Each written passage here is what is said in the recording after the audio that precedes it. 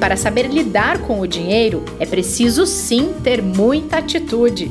Por isso, todas as quartas-feiras temos um encontro com a Ana Leone, uma das mulheres mais influentes do mercado financeiro. E, em conjunto, vamos desvendar as diversas faces da sua relação com o dinheiro. Vem com a gente!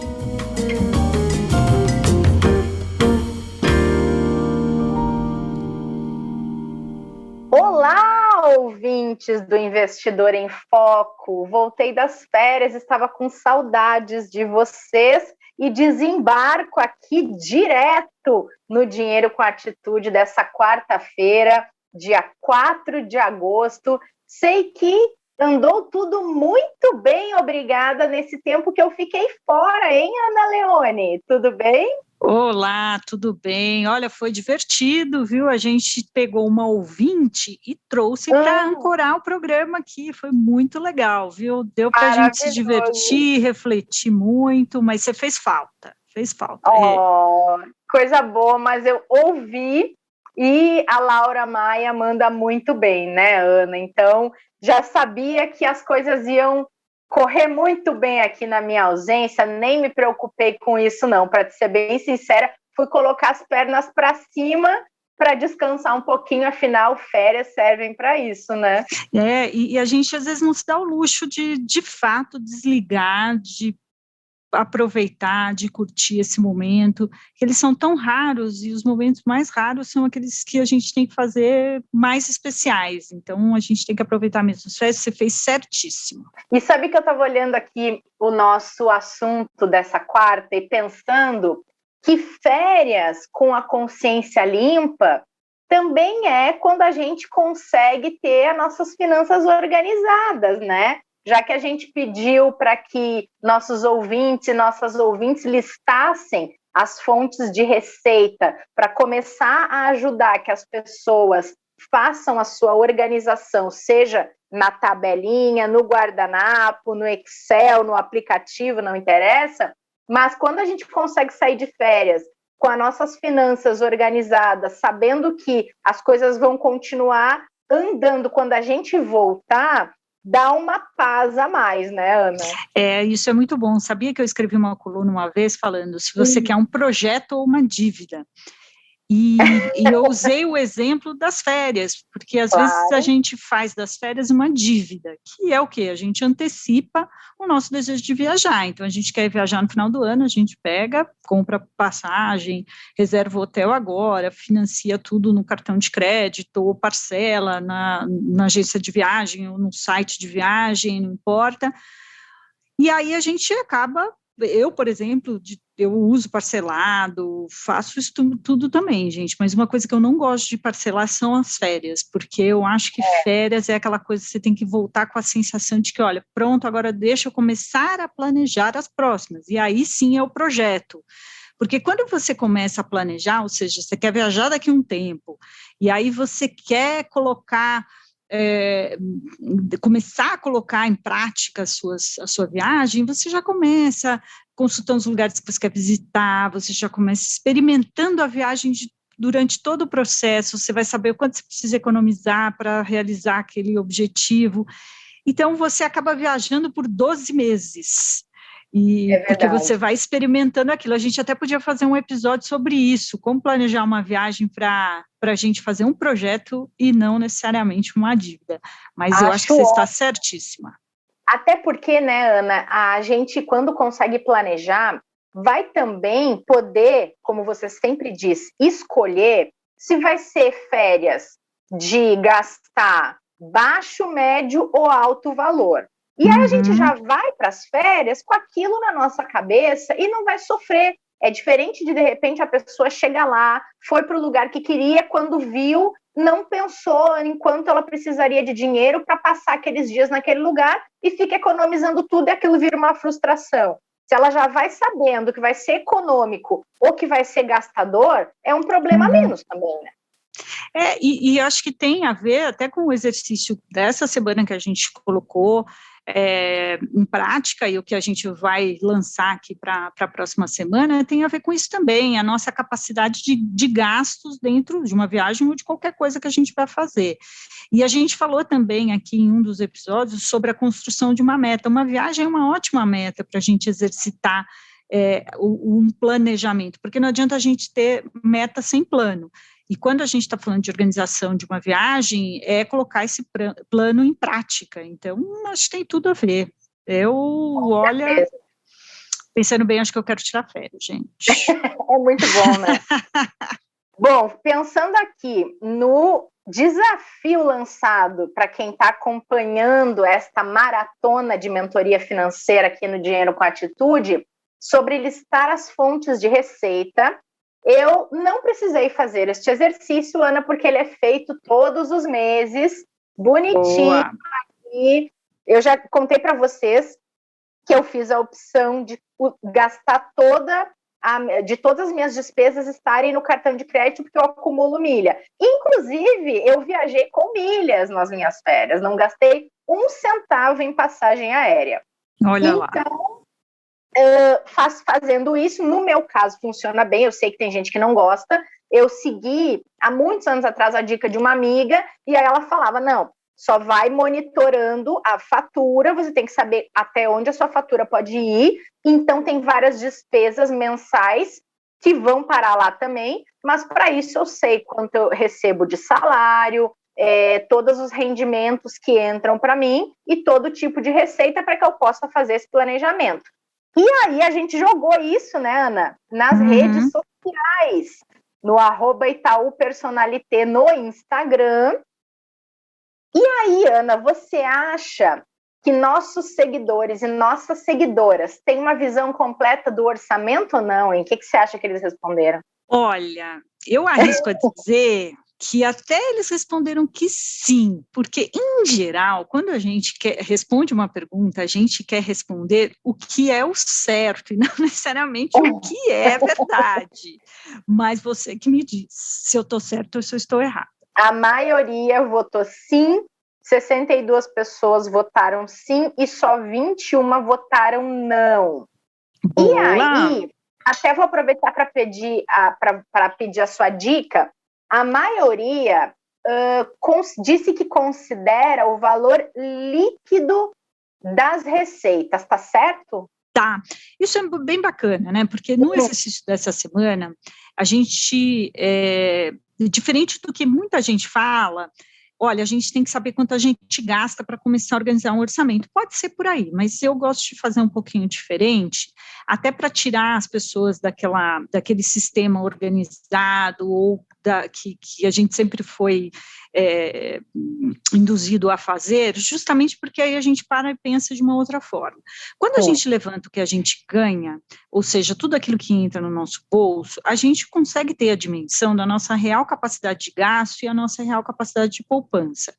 Então, que bom que as pessoas já olham isso, porque a gente tende a ter uma vaga noção de quanto a gente ganha, porque a gente dificilmente acompanha isso ali na ponta do lápis.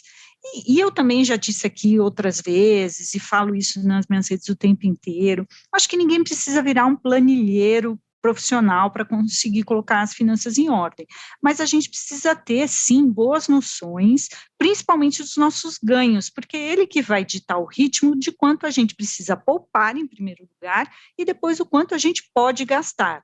Então, esse exercício, ele serviu para esse motivo, e eu fiquei feliz de ver os resultados das redes sociais, porque mostra que as pessoas já estão antenadas nesse conceito, então já estamos no caminho certo. Então, legal das pessoas terem uma noção do orçamento, mas cuidado, a noção, ela talvez possa ser muito vaga, então acho que vale a gente aqui hoje falar um pouco sobre isso, e que legal que as pessoas já consideram exatamente o valor que entra no bolso, e não aquele lá que falaram que a gente ganha, que depois eu vou também explicar um pouquinho mais sobre isso. Mas eu tenho aí uma notícia triste, porque assim como a maioria esmagadora que votou diz que considera o valor líquido da receita, a maioria também disse que olha mais para o gasto do que para o ganho.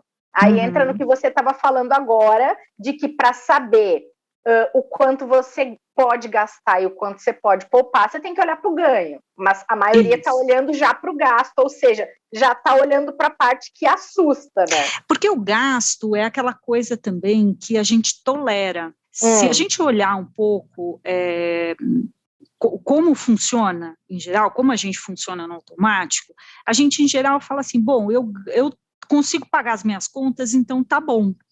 Só que não tá bom, porque se você trabalha apenas para pagar suas contas, tem algum problema aí. Ou você está gastando demais, porque jamais a gente pode gastar tudo aquilo que a gente ganha, ou você está deixando aí desperdícios tomarem conta do seu orçamento. Por isso que o primeiro passo é olhar o quanto eu ganho. Então, se eu ganho 1.000 e entra na minha conta 750, é isso que eu tenho que organizar para viver. E esse viver, minha gente, envolve investir, que tem que vir em primeiro lugar. A lógica de um orçamento é o quanto eu ganho, o que eu preciso para poupar, o que eu preciso poupar para realizar os meus objetivos, e aí a gente tem vários objetivos na vida, desde a aposentadoria até fazer uma viagem, como a gente está falando aqui hoje, e o que sobrar eu gasto. E essa é uma ordem que a gente precisa pensar bem. Se você fica mais atento aos gastos, e obviamente, gente, gasto é que nem unha, a gente tem que cortar sempre, porque eles sempre vão crescendo e etc. Mas se a gente se atenta apenas pelos gastos, e se está tudo bem, a gente tende a levar isso por anos a fio, e a gente nunca para inverter essa ordem que eu mencionei. Ou seja, primeiro vem os investimentos, depois os gastos. Mas se eles estão ali já convivendo, sabe aquela coisa que, tá ali, está dando certo, pago os meus boletos em dia, então eu não preciso cuidar muito disso, estou bem, mas não está, né? Aí tem conceitos aí que dá para a gente debater bastante, a diferença entre independência financeira e equilíbrio financeiro, que muitas vezes as pessoas buscam o equilíbrio, a gente tem que buscar autonomia, enfim, aí também rende outro episódio aqui para a gente falar sobre isso. Vamos por partes, né? Mas é bom que pelo menos as pessoas estão atentas, eu sempre gosto de olhar o copo meio cheio. Tá bom. Agora apareceu aqui um conceito que vocês lançaram e a gente perguntou no nosso canal no Instagram, que eu vou te pedir para explicar, porque eu não faço a menor ideia do que ele seja, que é a orçamentofobia. Eu nunca ouvi falar nisso, Ana. É que a gente inventou mesmo na semana passada. Então tá bom. Eu fico mais feliz com isso, mas algumas pessoas que responderam nossa pesquisa disseram que sabem o que isso significa. Eu estou entre a minoria que não sabe, então eu vou querer saber. Vamos lá. Então é o seguinte, na verdade mesmo, pessoal, muita gente não gosta do exercício de organizar o orçamento. Sim. Se você, assim, eu perco a pessoa ali, né? Eu não faço consultoria financeira, não faço planejamento, não sou planejadora financeira de ofício, assim, mas certeza que é aí que a pessoa desiste. Porque é difícil mesmo. Aquelas pessoas que têm coragem de encarar o exercício de organizar um orçamento, elas acabam sentindo dificuldade porque a gente tem aspectos objetivos e aspectos emocionais que estão envolvidos nesse processo. Quando a gente está falando aí dos aspectos objetivos, a gente está falando das questões do dinheiro em si. Então, a gente acha que ganha 1.000, mas, na verdade, a gente ganha menos, porque sempre tem aqueles descontos, né, deduções, que foi aí o valor líquido que as pessoas se atentam bastante. A gente negligencia aqueles detalhes que fazem toda a diferença e, de pouco em pouco, o orçamento dá um rombo danado. Então, você tem essas questões que são objetivas e, de alguma forma, elas acabam dificultando o processo da gente lidar com o assunto, mas a gente acaba encarando porque é mais objetivo, né? Agora, quando a gente está falando dos aspectos emocionais, existe aí o que a gente falou de orçamentofobia, que nada mais é do que um medo mesmo de encarar essa realidade. E quando a gente encara isso, a gente senta para organizar o nosso orçamento, o orçamento não é um ente distante do nosso... somos nós, é a consequência das nossas decisões econômicas, de quanto a gente ganha e da forma como a gente gasta.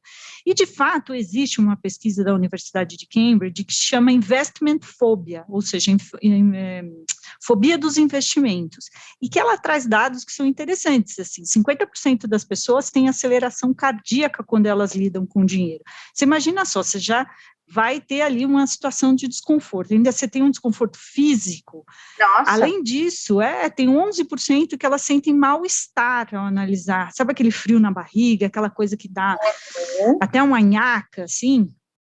E muitas pessoas, 15%, segundo essa pesquisa, evitam abrir os envelopes, assim, que a gente chega do banco, abrir a fatura do cartão de crédito, para evitar transtornos de encarar a realidade que está ali. Então, Ana, isso são coisas muito objetivas, que dá medo, é fobia pura. Sim, eu estava pensando agora, você trazendo esses dados, isso aqui justifica muito quando a gente recomenda que a pessoa respeite o seu perfil de investidor ou de investidora, né?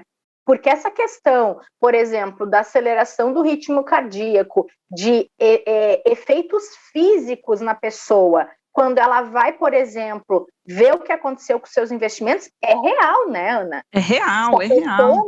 Ela não é mais arrojada e resolve se jogar na bolsa, ela pode passar mal de verdade, né? E tem gente que tem ansiedade. Eu já falei várias vezes, gente, acho que é uma frase que vocês já devem ter ouvido muito, não apenas eu, quando nas minhas redes e tal, né, falar sobre isso, mas existem as decisões econômicas eficientes e existem as decisões que fazem sentido para as pessoas. E Exato. Muitas vezes essas que fazem sentido para as pessoas, elas precisam ser mais bem trabalhadas para que elas venham um pouquinho para o lado racional, mas sempre a emoção vai falar primeiro. Então, você tem toda a razão. E sabe o que tem uma outra coisa também? Martim vive falando isso por aqui também, vocês já devem ter ouvido falar bastante, que são os vieses que também estão aí impedindo ou atrapalhando um pouco a nossa relação de organização, de orçamento. E aí, nesse caso aqui, eu destaquei até a contabilidade mental, que é um viés que atrapalha bastante quando a gente está organizando a nossa vida financeira. E ele nada mais é do que aquelas contas que a gente faz que só fazem sentido para a gente mesmo, sabe? Que você tem até medo de falar para os outros. O viés da ilusão. Isso, é aquela coisa que você guarda para você, porque você vai ser julgado, sabe? É o tipo da coisa de que você avista acha caro uma coisa de R$1.000, mas em 12 vezes de R$100 você acha que é vantajoso, né? Você tem lá uma nota de R$100, você acha que ela vale muito, agora 10 notinhas de R$10 você acha que vale menos. São coisas que a gente tende a dar pesos diferentes para coisas que só fazem sentido, como eu disse, na nossa cabeça. Tem ainda, você até citou a ancoragem. A gente acaba ancorando ali o nosso pensamento, a nossa referência na primeira informação que a gente tem disponível. Então, quando a gente negocia o nosso salário com o nosso chefe, por exemplo, ele fala que vai pagar para a gente R$1.000, ninguém negociou, pelo menos, gente, em toda a minha carreira profissional, eu jamais negociei qualquer tipo de contrato de trabalho em cima do valor líquido, é sempre do valor bruto. Olha, você vai ganhar R$1.000 por mês. E é em cima disso que você acaba estruturando toda a sua capacidade de gasto. Só que, na verdade, não é por aí, porque a gente ancorou num lugar, mas só que, de novo, o que entra no nosso bolso é outra coisa. Então, quando a gente está falando dessa fobia toda, a gente está falando de questões emocionais e questões mais objetivas. E essas duas coisas juntas são difíceis e as pessoas acabam evitando passar por esse sabor de enfrentar essa situação e etc. E acabam evitando, só que a gente não pode fazer isso, a gente já sabe, né? Tem razão, Ana. E, Ana, quando a gente vai vir a falar da parte dos gastos, né? Você já explicou por que é tão importante a gente, primeiro, entender o quanto a gente ganha, para que a gente não se baseie no quanto a gente gasta, e sim no quanto a gente ganha, para entender o nosso padrão de vida, e até você trouxe essa informação várias vezes aqui em outros contextos, mas também para entender se a gente está num caminho profissional que nos deixa confortáveis o quanto a gente gostaria, ou se a gente tem que buscar também novos horizontes, novas experiências para conseguir comportar aquele estilo de vida, aquele padrão de gastos e padrão de vida que a gente gostaria de ter, né? E aí, claro, isso é individual de cada um. E aí, por isso... fala. Não, pode terminar seu raciocínio, pode terminar. Não, eu só ia trazer que por isso a gente falou primeiro de receitas, e agora todo mundo listou as suas, de onde vem meu dinheiro, o que entra todos os meses ou todas as quinzenas para mim, e a partir de agora a gente vai conseguir falar sobre o que a gente gasta para fazer essa relação, é isso? Exatamente. O que é importante, eu vou falar rapidamente aqui da fragilidade que é a gente não prestar atenção no quanto a gente ganha. O quanto a gente vai recebendo e aquilo vai sendo absorvido pelo nosso dia a dia e está tudo bem, a gente acha que está tudo bem. Só que quando a gente ganha o suficiente para manter o nosso padrão de gastos, a gente está falando de um estado de equilíbrio financeiro, o equilíbrio da balança mesmo, que entra, sai. Esse equilíbrio, ele é muito frágil. Então, se a gente não presta atenção na variável que a gente tem menos controle, que é a variável do ganho, a gente pode colocar esse equilíbrio, a gente pode comprometer esse equilíbrio rapidamente. Estamos falando em outras línguas, né, em outras palavras aqui. Quando a gente tem um equilíbrio, eu ganho e consigo pagar todas as minhas contas, ok, vivo bem e posso viver assim por anos. Só que o primeiro indício de um desequilíbrio dessa ordem do entra e sai, a gente já pode colocar tudo a perder. Então, ou seja, eu posso, de repente, ter a minha renda reduzida por algum motivo, ou eu posso ter alguma emergência do outro lado que me faça gastar mais. Então, se acontecer uma dessas duas coisas em qualquer um desses lados da balança, a gente já tem esse equilíbrio comprometido. O segundo estágio é a gente ter a independência financeira, ou seja, que você tenha ali um conforto para que qualquer variável que mude não afete o teu bem-estar presente. Então, aquilo não vai comprometer. Poxa, se eu tiver uma redução de renda, não tem problema, eu tenho um colchãozinho. Poxa, se tiver uma emergência, não tem problema, porque eu tenho um colchãozinho. E depois, por fim, a gente tem o estado ali de autonomia, da gente, de fato, além de ter a independência, a gente conseguir gerir os nossos recursos a partir das nossas vontades. Que é justamente poder fazer uma transição de carreira, a gente poder querer viver de um outro jeito, a gente entender claramente as decisões que a gente toma a todo tempo. Então, quando a gente não presta atenção no nosso ganho, quanto a gente ganha exatamente, a gente coloca todos esses objetivos futuros, a gente acaba comprometendo. E também a gente perde um pouco a noção do quão difícil é ganhar dinheiro, minha gente. Quanto custa aquela blusinha que a gente pagou em 10 vezes? Quantas horas você teve que trabalhar para aquilo? Então, quando a gente para e presta atenção, coloca o nosso sistema todo de pensamento ali, de concentração, no quanto a gente ganha, a gente tende a valorizar um pouquinho mais, e aí a gente vai entender, bom, eu quero o equilíbrio financeiro, para mim só isso está bom, ou não, estou aqui para ter independência e chegar na minha autonomia. Então, é isso que o exercício dessa semana focou bastante. Sabe que eu, como uma boa planejadora, você também a Ju também, para mim, é meio que estranho imaginar que eu não vou saber o quanto entra todo mês na minha conta. Mas isso é mais comum que a gente pensa, né, Ana? Eu já lembro de ter tido esse papo em grupos de amigas, assim, e sempre tem várias que dizem, nossa, eu não sei, eu não tenho a menor ideia de quanto está o meu salário. Gente, eu fico pensando, como assim? Mas a pessoa está ali vivendo tranquilamente, sem saber o quanto ela ganha, ou seja, ela não parou para olhar, para fazer planejamento nenhum, ela está deixando a vida levar, né? E é frágil mesmo, porque é a variável que a gente não controla, depende dos outros.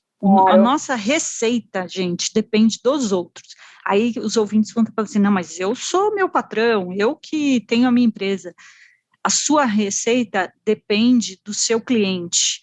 Depende do seu cliente querer comprar, depende do seu chefe querer continuar te empregando, depende do seu produto estar bem posicionado frente à concorrência e você ter um fluxo mais constante. Então, é uma variável tão mais difícil de controlar, por isso que a gente precisa ter boas noções do que ela é, e também a gente precisa agora, que é o exercício dessa semana, aí sim ter controle absoluto do quanto a gente gasta, porque aí quem manda somos nós. Então tá, ó, papel e caneta na mão, ou aplicativo, ou computador, ou celular, vocês escolhem o que vocês vão preferir. Qual é a tarefa, Ana, para a gente fazer essa relação dos gastos? Esse também é um processo que as pessoas evitam bastante, porque a realidade é difícil mesmo, a gente já falou aqui dos desconfortos todos que a gente sente, e não tem jeito, porque é ali que mostra não apenas a questão financeira gasta, mas mostra também um pouco do nosso perfil de consumidor, como nós somos nas nossas decisões financeiras. Então, o gasto também é uma coisa que traz uma certa aflição. Para essa semana, o exercício a gente vai dividir em 2 etapas, então é legal aí o pessoal já colocar aí caneta na mão, é igual aqueles, quando você vai fazer uma receita daqueles programas, para a receita de hoje você vai precisar lápis, papel, ou caneta, ou aplicativo, ou seja, os ingredientes a Rê já falou aqui para a gente. Então, a gente vai ter aqui 2 etapas. A primeira etapa, modo de fazer, exato. Etapa 1, aí depois reserve, né? Eu adoro esse programa de culinária. E eu vou parando, viu, o vídeo, porque eu não dou conta, não sou muito boa no assunto, não. Eu assisto todos. Olá. Bom, a primeira parte é listar mesmo os gastos, tá? Então, o ideal é que a gente faça esse exercício por algum tempo, então talvez a gente comece o exercício essa semana, mas isso pode levar um tempo, mas pelo menos o conceito está lançado aqui. E aí, o ideal, quanto mais tempo a gente tiver de análise, ou seja, quanto maior for a nossa amostra, mais eficiente tende a ser o diagnóstico.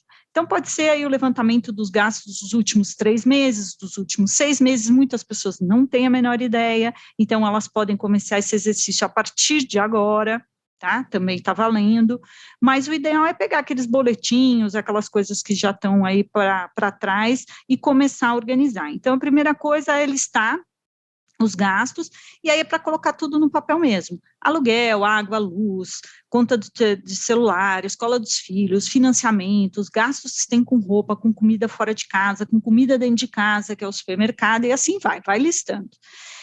Tem uma coisa super importante, essa aqui é uma dica que vocês precisam prestar atenção. Cartão de crédito, gente, não é uma despesa, cartão de crédito é um meio de pagamento. Então, no caso aqui, para fazer esse levantamento, a gente precisa saber o que tem dentro do cartão de crédito, tá? Então, a gente precisa entrar lá na fatura do cartão de crédito e ver, fui na loja XPTO, ok, é vestuário, então coloca na coluna roupas. Isso aqui é o aplicativo de comida que eu pedi, ok, então isso é gasto fora de casa. Isso aqui foi no supermercado. E aí você vai destrinchar o que tem dentro do seu cartão de crédito, porque aqui o exercício vai ser a gente realmente ir a miúde ali, descobrir como é que está o nosso perfil de gastos, tá? Bom, então, uma coisa também importante é não esquecer as dívidas, caso as pessoas tenham. O que são dívidas, gente? São financiamentos, é o cheque especial que está estourado aí, que vocês estão usando, alguma fatura de cartão de crédito que esteja em aberto, então não são as despesas que estão lá dentro, mas os juros que vocês estão pagando, se for o caso. Então, tudo que vocês conseguirem mapear, melhor, tá? Vamos para... Aí, tudo isso, gente, igual culinária, reserva. Vamos para a segunda parte da nossa receita. A segunda etapa desse processo, a gente vai selecionar as despesas em despesas fixas, despesas variáveis, despesas desejáveis e as nossas dívidas, tá? Essa é uma categorização também um pouquinho diferente, mas ela ajuda porque eu acredito que ela seja um pouco mais lúdica. As despesas fixas, pessoal, é aquela coisa que o valor é fixo ou ele tem uma variação muito pequena e acontece de uma forma recorrente. É o boleto mensal. Boleto. Então, é o que você tem que honrar com regularidade. O aluguel, a mensalidade escolar, o plano de internet, o condomínio. Então, são coisas que você tem um valor ali, eles são contratos que, em geral, variam uma vez por ano, mas que tem ali uma regularidade. Já as despesas variáveis, que é a outra categoria, são aquelas que variam de acordo com a frequência e intensidade do consumo seu. Obviamente que a gente acaba até tendo um pouco de noção, né, de quanto a gente gasta por mês de água, luz, etc. Mas essas despesas, supermercado é uma despesa variável, porque a gente não sabe... Colocou água e luz na fixa, não é fixa, é variável. Não é. Né? Sabe por quê? Porque apesar delas terem recorrência, o valor não é igual. Exceto que alguém tenha, pode ser, né, que pague uma taxa fixa e aquilo dá a ela o consumo que ela pode consumir tanto água quanto luz, mas não é muito comum, às vezes até essa taxa está embutida na taxa de condomínio, então por isso que a gente vai entrar no detalhe aqui de cada uma. Por que eu acho interessante... Ana, sabe o que aconteceu comigo? Só uma historinha muito rápida. Tinha um vazamento no meu apartamento que eu não sabia e estava refletindo na conta de água. E eu só fui descobrir ao perceber um aumento enorme na conta de água, injustificável, porque não tinha triplicado a população da minha casa, nem nada do gênero. E aí a gente descobriu o vazamento, consertou o vazamento, o consumo voltou ao normal. Faz todo sentido colocar como variável até para perceber como é que está o nosso gasto com esse tipo de coisa, né? E tem uma outra coisa, por exemplo, agora que a gente está numa época de racionamento, por conta das secas, as tarifas estão mais elevadas por conta desse processo, então isso pode variar, e é legal porque aí você vai descobrindo também esses rombinhos aí, né, e ainda, viu, Rê, tem as despesas que são aquelas despesas sazonais, essas também as pessoas têm muita dúvida. As despesas sazonais são aquelas que a gente paga de tempos em tempos, então são impostos, IPVA, IPTU, seguro do carro, matrícula escolar. Essas, assim, por exemplo, se você tem um carro, ela sempre vai acontecer, a questão é que ela não vai acontecer mensalmente, ela vai acontecer de tempos em tempos, então precisa levantar tudo isso. Muita gente tem dúvida na categorização, depois até vocês podem mandar dúvidas aí, perguntas para a gente esclarece isso ao longo da semana, se for o caso, mas também tem muito conteúdo legal sobre isso que ajuda a esclarecer. Então, essa é a segunda etapa da gente colocar, então, as variáveis. E aí, eu gosto de criar essa categoria, sabe o quê? Das desejáveis. O que são essas despesas desejáveis? São aquelas que você quer, gente, porque a gente também não precisa viver para pagar boleto de IPTU, de água, luz, condomínio. A gente tem despesas que nós queremos, mas não necessariamente a gente precisa delas sempre. Ou sempre, mas a gente também pode querer estas despesas em um outro patamar. Então, o que eu quero dizer com isso? A gente precisa comer, né? Gente, é sobrevivência. Só que a gente quer comer, de repente, num restaurante fora de casa e etc., nos dar um luxo de vez em quando. Enfim, então aqui a gente pode colocar aquelas coisas que a gente gosta, que a gente faz questão, que são coisas do nosso bem-estar, mas que depois eu vou explicar o que a gente vai fazer com elas. Então, aqui pode ser o vestuário, o lazer, comer fora de casa, coisas que te dão prazer mesmo, porque eu vou dar só um spoilerzinho. Muitas vezes a gente acha que quando a gente precisa organizar, cortar despesas, é a primeira categoria que a gente olha. Não, eu preciso parar de comer fora de casa. Nossa, eu preciso parar de sair, preciso... Exatamente, isso é bom também, dependendo do estado de saúde do seu orçamento. Mas, às vezes... sabe aquelas despesas fixas? É ali que tem mais gordura, porque a gente não para olhar, porque o boleto está tudo ali sendo pago direitinho, e a gente não para prestar atenção no vazamento que aparece, entendeu? É verdade. Então, a gente vai falar sobre isso. E, por fim, as dívidas, elas também precisam ser listadas, porque aí a gente coloca isso também numa outra categoria para organizar o orçamento. Então, em resumo aqui, gente, a gente vai separar tudo que a gente gasta, a gente vai colocar nas despesas fixas, nas despesas variáveis, aquelas despesas desejáveis e a gente vai fazer uma listinha de todas as nossas dívidas. E aí a magia acontece. Oba, gostei. Gostei desse spoiler aí para a semana que vem, da magia. Exatamente. Vale o exercício para poder fazer a magia. Todo mundo consegue, né, Ana? Consegue. Não é um processo simples, não dá para a gente desconsiderar, como falamos aqui no nosso bate-papo, as questões emocionais, elas são fortíssimas, a gente não pode querer colocá-las para baixo do tapete, a gente tem que administrar. Todo receio, todo medo precisa ser administrado, e é isso que a gente vai fazer aqui com esse exercício de organização de orçamento. E conhecido, né, Ana? Quanto mais a gente sabe que essas coisas existem, mais a gente tem possibilidades de melhorar e fazer com que as coisas entrem nos eixos, se é que a vida financeira está desorganizada e está precisando de um tapa, né? Por isso que a gente está tentando trazer tanta dica aqui. Estou ansiosa pela magia da semana que vem, então a gente se vê lá? Vamos, fechadíssimo. Espero que Juliana esteja de volta. Não sei se ela já vai estar de volta de férias. Eu acho que ela se mandou, viu? Ela tem orçamentofobia, tô achando. E agora, vamos perguntar para ela na volta. Eu acho que Juliana ainda estará de férias na semana que vem e voltará só na outra. Mas eu vou cobrar a liçãozinha de casa dela. Que nada, deixa curtir as férias, né? A gente falou que é tão bom. Pode curtir, Ju.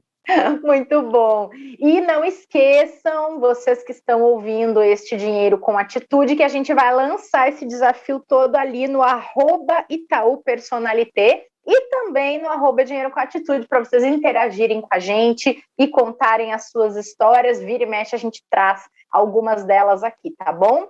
Ana, até quarta.